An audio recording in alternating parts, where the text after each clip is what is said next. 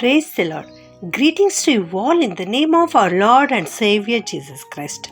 Today's Bible verse, the book of Isaiah chapter 55 verse 11. So, also will be the word that I speak. It will not fail to do what I plan for it. It will do everything I send it to do. ಯೆಶಾಯನ ಪ್ರವಾದನೆ ಗ್ರಂಥ 55ನೇ ಅಧ್ಯಾಯ 11ನೇ ವಚನ.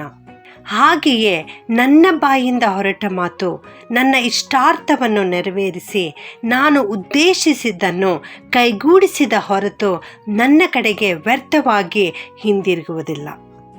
ಇವತ್ತಿನ ವಾಕ್ಯದಲ್ಲಿ ನಾವು ನೋಡ್ತಾ ಇದ್ದೇವೆ, ಮೊದಲನೆಯ ಪದ ಹಾಗೆಯೇ ಎಂಬುದಾಗಿ ಪ್ರಾರಂಭವಾಗ್ತಾ ಇದೆ. ಹಾಗೆಯೇ ಎಂದರೆ ಯಾವುದರ ಹಾಗೆ? ಅದಕ್ಕೆ ಉತ್ತರವಾಗಿ 10ನೇ ವಚನದಲ್ಲಿ ನಾವು ನೋಡ್ತೇವೆ.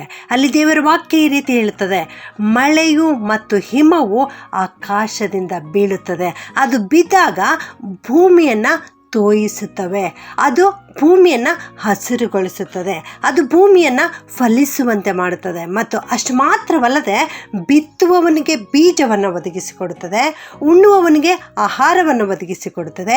ಈ ಕಾರ್ಯವನ್ನು ಮಾಡದೆ ಹಾಗೆಯೇ ನನ್ನ ಕಡೆಗೆ ಹಿಂತಿರುಗುವುದಿಲ್ಲ.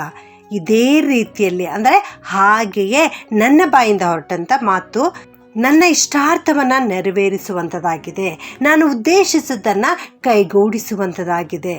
ಅದನ್ನು ಮಾಡದ ಹೊರತು ವ್ಯರ್ಥವಾಗಿ ನನ್ನ ಕಡೆಗೆ ಹಿಂತಿರುಗುವುದಿಲ್ಲ ಎಂಬುದಾಗಿ ಸೇನಾಧೀಶ್ವರನಾದ ಯೆಹೋವನು ಇವತ್ತು ದೇವರ ವಾಕ್ಯವನ್ನು ನಮಗೆ ತಿಳಿಸ್ತಾ ಇದ್ದಾರೆ. ಹೌದು, ದೇವರ ಇಷ್ಟಾರ್ಥವನ್ನು ದೇವರ ಬಾಯಿಂದ ಹೊರಟಂಥ ಮಾತು ನೆರವೇರಿಸುವಂಥದ್ದಾಗಿದೆ. ದೇವರ ಬಾಯಿಂದ ಹೊರಡುವಂಥ ಮಾತುಗಳು ಯಾವುಗಳಾಗಿವೆ? ಅವು ಸತ್ಯವೇದದ ವಾಕ್ಯಗಳಾಗಿವೆ ಪ್ರಿಯರೇ. ಸತ್ಯವೇದದಲ್ಲಿ ದೇವರು ತನ್ನ ಮಾತನ್ನು, ತನ್ನ ವಾಕ್ಯಗಳನ್ನು ಇಟ್ಟು ನಮಗೆ ಅದನ್ನು ಓದಲಿಕ್ಕೆ ನಮಗೆ ಅನುಗ್ರಹಿಸಿಕೊಟ್ಟಿದ್ದಾರೆ. ಆದುದರಿಂದ ಪ್ರತಿನಿತ್ಯ ನಾವು ಸತ್ಯವೇದವನ್ನು ಓದುವಂಥವರಾಗಿರಬೇಕು. ಅದರಲ್ಲಿರ್ತಕ್ಕಂಥ ವಾಗ್ದಾನದ ವಾಕ್ಯಗಳನ್ನು ನಮ್ಮದಾಗಿಸಿಕೊಳ್ಳಬೇಕು. ಆಗ ದೇವರ ವಾಕ್ಯ ನಮ್ಮ ಜೀವಿತದಲ್ಲಿ ನೆರವೇರುವಂಥವುಗಳಾಗಿವೆ. ಆತನು ತನ್ನ ಇಷ್ಟಾರ್ಥವನ್ನು ನಮ್ಮ ಜೀವಿತದಲ್ಲಿ ನೆರವೇರಿಸುವಂಥವನಾಗಿದ್ದಾನೆ.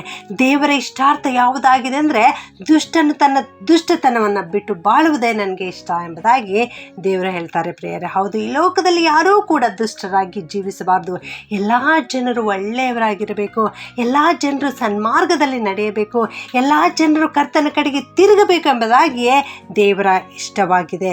ಇಲ್ಲಿ ಮಳೆಗೆ ಮತ್ತು ಕರ್ತನ ನುಡಿಗೆ ಹೋಲಿಸಲ್ಪಟ್ಟಿದೆ ಪ್ರಿಯರೇ.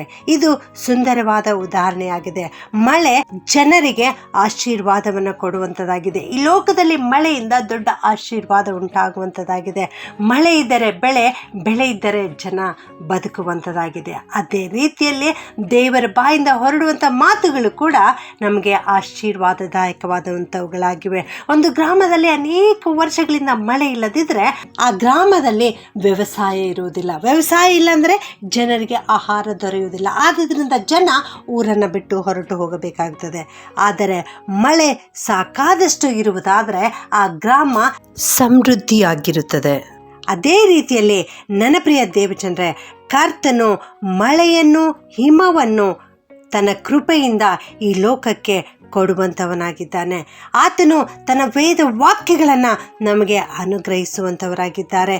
ನಾವು ದೇವರ ವಾಕ್ಯಗಳನ್ನು ಗ್ರಹಿಸಿಕೊಳ್ಳಬೇಕು, ಅವುಗಳನ್ನು ನಮ್ಮದಾಗಿಸಿಕೊಳ್ಳಬೇಕು, ನಮ್ಮ ಜೀವಿತದಲ್ಲಿ ಅವುಗಳನ್ನು ಅಳವಡಿಸಿಕೊಂಡು ನಡೆಯಬೇಕು. ಆಗ ಕರ್ತನಿಂದ ಬಂದಿರತಕ್ಕಂಥ ಆಶೀರ್ವಾದ ನಮಗೆ ದೊರೆಯುವಂಥದ್ದಾಗಿದೆ. ಮೊದಲನೇದಾಗಿ, ಕಾಲಕ್ಕೆ ಸರಿಯಾಗಿ ದೇವರು ಮಳೆಯನ್ನು ಸುರಿಸುತ್ತೇನೆ ಎನ್ನುವ ಆಶೀರ್ವಾದವನ್ನು ದೇವರು ನಮಗೆ ಕೊಡ್ತಾ ಇದ್ದಾರೆ. ಪ್ರತಿಯೊಂದು ಕಾಲದಲ್ಲಿಯೂ ಕೂಡ ಕರ್ತನು ಪ್ರವಾದಿಗಳನ್ನು ಎಬ್ಬಿಸುವಂಥವನಾಗಿದ್ದಾನೆ. ಮಳೆಯ ಹಾಗೆ ತನ್ನ ವಾಕ್ಯಗಳನ್ನು ದೇವರು ನಾವು ಕೇಳಿಸಿಕೊಳ್ಳುವಂತೆ ನಮಗಾಗಿ ಇಟ್ಟಿದ್ದಾರೆ ಪ್ರಿಯರೇ. ಯೆಶಾಯ ಪ್ರವಾದಿಯು ತನ್ನ ಕಾಲದಲ್ಲಿ ದೊಡ್ಡ ಪ್ರವಾದಿಯಾಗಿ ಬೆಳೆದನು.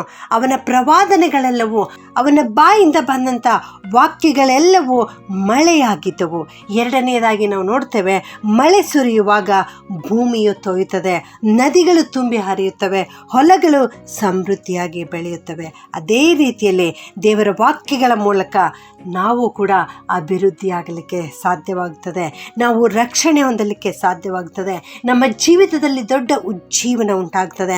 ಮೂರನೇದಾಗಿ ನಾವು ನೋಡುವಾಗ, ಮಳೆಯು ಪಕ್ಷಪಾತವಿಲ್ಲದೆ ಎಲ್ಲ ಜನರ ಮೇಲೆ ಸುರಿಯುವಂಥದ್ದಾಗಿದೆ. ಒಳ್ಳೆಯವರು ಕೆಟ್ಟವರು ಎಲ್ಲರ ಮೇಲೆಯೂ ಕೂಡ ಮಳೆ ಸುರಿಯುವಂಥದ್ದಾಗಿದೆ. ಅದೇ ರೀತಿಯಲ್ಲಿ ನನ್ನ ಪ್ರಿಯ ದೇವಜನರೇ, ದೇವರು ಕೂಡ ತನ್ನ ವಾಕ್ಯವನ್ನು, ತನ್ನ ಮಾತುಗಳನ್ನು ಈ ಲೋಕದ ಎಲ್ಲ ಜನರಿಗೆ ಕೇಳಿಸುವಂತೆ ಮಾಡಿದ್ದಾರೆ. ಇಡೀ ಪ್ರಪಂಚಕ್ಕೆ ತನ್ನ ವಾಕ್ಯವನ್ನು ಅನುಗ್ರಹಿಸಿದ್ದಾರೆ. ಇಡೀ ಪ್ರಪಂಚದ ಮೇಲೆ ತನ್ನ ಕೃಪೆಯನ್ನು ಅನುಗ್ರಹಿಸ್ತಾ ಇದ್ದಾರೆ. ಆದ್ದರಿಂದ ಈ ವಾಕ್ಯವನ್ನು ಕೇಳಿಸಿಕೊಳ್ಳುತ್ತಿರುವ ನಾವೆಲ್ಲರೂ ಇಂದೇ ಕರ್ತನ ಕಡೆಗೆ ತಿರುಗಿಕೊಳ್ಳೋಣ, ರಕ್ಷಣೆಯನ್ನು ಪಡೆದುಕೊಳ್ಳೋಣ. ಪ್ರಾರ್ಥನೆ ಮಾಡಿಕೊಳ್ಳೋಣ.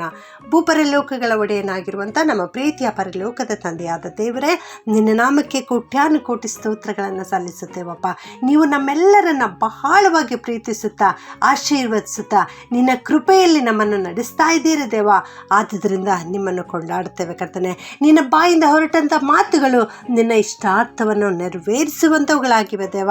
ಅದಕ್ಕಾಗಿ ಸ್ತೋತ್ರ ಅಪ್ಪ. ಈ ವಾಕ್ಯ ಕೇಳಿಸಿಕೊಳ್ಳುತ್ತಿರುವ ನಮ್ಮೆಲ್ಲರನ್ನ ಆಶೀರ್ವಾದ ಮಾಡು ಕರ್ತನೆ. ನಮ್ಮ ಜೀವಿತದಲ್ಲಿ ನೀವು ಕೊಟ್ಟಿರುವಂಥ ವಾಗ್ದಾನದ ವಾಕ್ಯಗಳನ್ನು ನೆರವೇರಿಸಿ ಸ್ವಾಮಿ. ಈ ವಾಕ್ಯ ಕೇಳಿಸಿಕೊಳ್ಳುತ್ತಿರುವ ಪ್ರತಿಯೊಬ್ಬೊಬ್ಬರ ಜೀವಿತದಲ್ಲಿ ನಿನ್ನ ಆಶೀರ್ವಾದಗಳು ಹೇರಳವಾಗಿ ಸಮೃದ್ಧಿಯಾಗಿರ್ಲಿಕ್ಕಾಗುವಂತೆ ಕೃಪೆಯನ್ನು ಅನುಗ್ರಹಿಸಬೇಕಾಗಿ ಈ ಪ್ರಾರ್ಥನೆಯನ್ನು ಯೇಸುವಿನ ನಾಮದಲ್ಲಿ ಪ್ರಾರ್ಥಿಸಿ ಬೇಡುತ್ತೇನೆ ತಂದೆಯೇ. ಆಮೆನ್.